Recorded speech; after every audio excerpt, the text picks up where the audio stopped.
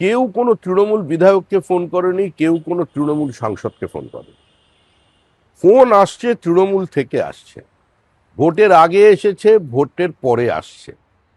তৃণমূল কংগ্রেস কোনোদিনই কোনো রাজনৈতিক দল ছিল না। তৃণমূল কংগ্রেস এখন অতীত।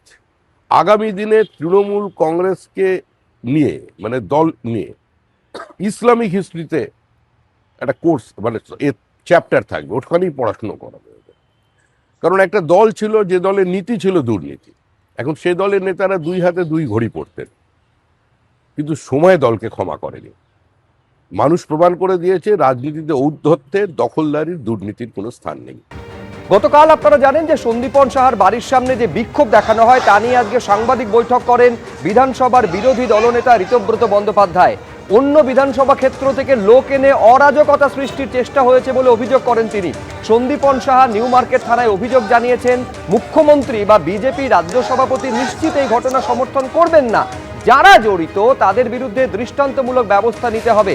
প্রিয়াঙ্কা টিবরেওয়াল কি রাজনৈতিকভাবে না ব্যক্তিগতভাবে এই ঘটনা ঘটিয়েছেন? প্রশ্ন ঋতব্রত বন্দ্যোপাধ্যায়ের।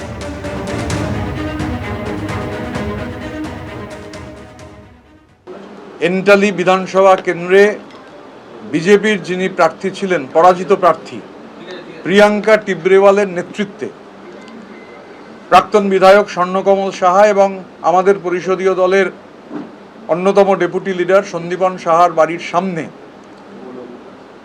অন্য বিধানসভা ক্ষেত্র থেকে লোক নিয়ে এসে একটি অরাজক পরিস্থিতি সৃষ্টি করার চেষ্টা করা হয়।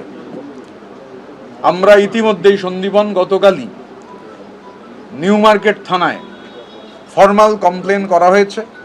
যে মাননীয় মুখ্যমন্ত্রী শুভেন্দু অধিকারী বা বিজেপির রাজ্য সভাপতি শ্রমিক ভট্টাচার্য আমাদের মনে হয় নিশ্চিতভাবে এই ধরনের ঘটনায়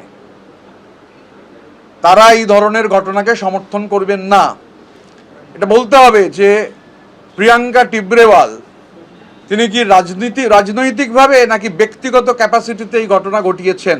প্রশাসন নিশ্চিতভাবে ব্যবস্থা গ্রহণ করবেন, এটা আমরা বিশ্বাস রাখি। বিধায়কদের পর এবার কি তৃণমূলের সংসদীয় দলেও ভাঙন ধরতে চলেছে? এমনই ইঙ্গিত দিলেন তৃণমূলের রাজ্যসভার সাংসদ সুখেন্দু শেখর রায়। এখন কোনো কিছুই বুঝতে পারছি না, সব হিসেব গুলিয়ে গেছে। ইঙ্গিতপূর্ণ প্রতিক্রিয়া কল্যাণ বন্দ্যোপাধ্যায়ের।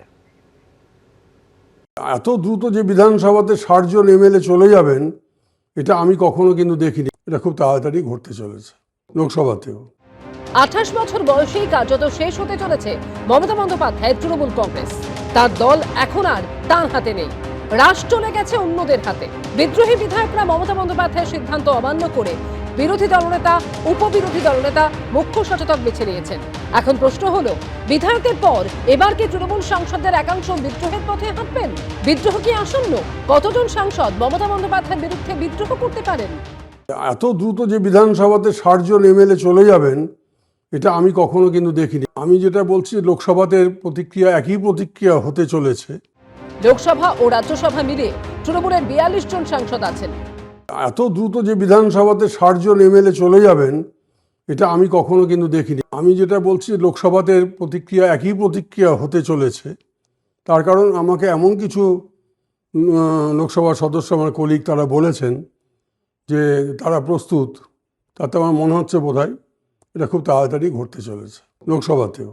এখন কোনো কিছুই বুঝতে পারছি না, এখন সব হিসেব গুলিয়ে গেছে। যতক্ষণ যা না হবে ততক্ষণ কিছু বলতে পারবো না। কংগ্রেস ভেঙে বেরিয়ে এসে মমতা বন্দ্যোপাধ্যায় তৃণমূল তৈরি করেছিলেন ১৯৯৮ সালের ১ জানুয়ারি।